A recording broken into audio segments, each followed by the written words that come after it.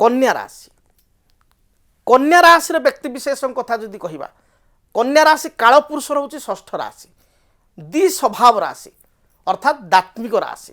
राशि चक्र राशि को तीन प्रकार विभक्त करा जाए चर राशि स्थिर राशि दात्मिक राशि चर माने चलन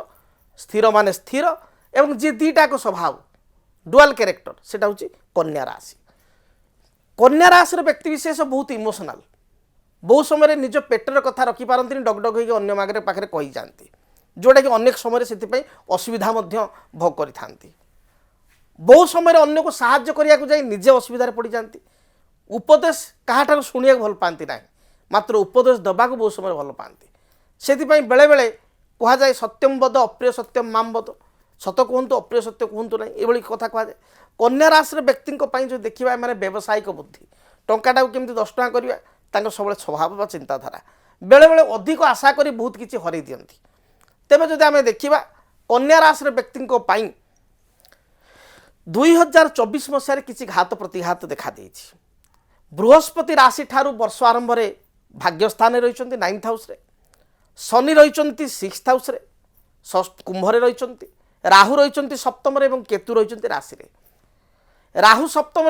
कन्या राशि वैवाहिक जीवन गत वर्ष जो देखा 24 मसीह विशेष भल ना बहुत लोकंर दाम्पत्य जीवन में समस्या होती बहुत लोकंर जमीबाड़ी कारबार लॉस होती फाइनेंशियली किसी लॉस कर बेपार वाणिज्य मांदा अवस्था दे गति करी कौ मैंने पार्टनरशिप रे बिजनेस करते पार्टनरशिप बिजनेस भांगी ये विभिन्न कथा तेबे जदि आम देखा कन्या राशि व्यक्ति नवमस्थ बृहस्पति पॉजिटिव 15 मई पर्यंत तापर दशम स्थान बा कर्म स्थान को बृहस्पति 15 मई पर जीवे से भली 30 मार्च पर सप्तम को जीवे शनि एवं सप्तम राहु आपणकर 18 मई पर षष्ठ स्थान को आसवे एवं केतु जो आपणकर अच्छा राशि रे से द्वादश स्थान को केतु जीवे तेणु राहु केतु परिवर्तन पर संपर्क रे पूर्णता आसव राहु केतु परिवर्तन पर बहुत गुड़े जो गोलमालिया स्थिति बा डिसीजन नबार आप द्वंद्व थिले से सब समस्या दूरीभूत हो आप स्ट्रॉन्ग डिसीजन ने बलिष्ठ डिसीजन ने एवं आगक ए पॉजिटिविटी रिजल्ट आप पाइबे से भाव में जदि देखा आपणकर जदि पूर्वर आप क्या भल पाँच किसी समस्या अच्छी बह कर समस्यार समाधान 18 मई पर राहु केतु चलन पर स्थिर हो जदि आप क्या भल पाँच मनर कथा कहूँ चाहूँ 18 मई पर आपण घरे कहतु विशेषकर नवेम्बर डिसेम्बर बा 2026 जनवरी फेब्रुआरी सुधा आपण पाइबा बा तांको सहित विवाह बंधन आबद्ध होगा एभली स्थिति उत्पन्न हो बा देखादेव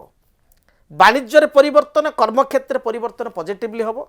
किसी जमी बाड़ी भूमि इत्यादि क्रय करेंगे वर्षर प्रथमार्धे में किसी बेनिफिट रही मध्यार्धे रही आपण प्रतिकार आपण देवी दुर्गांकर मंत्र को जप करंतु बृहस्पतिंकर जंत्र आपण घरे स्थापना करी प्रत्येक दिन पूजा करंतु देखिए जहाँ भी बाधा विघ्न रही दूरीभूत हो।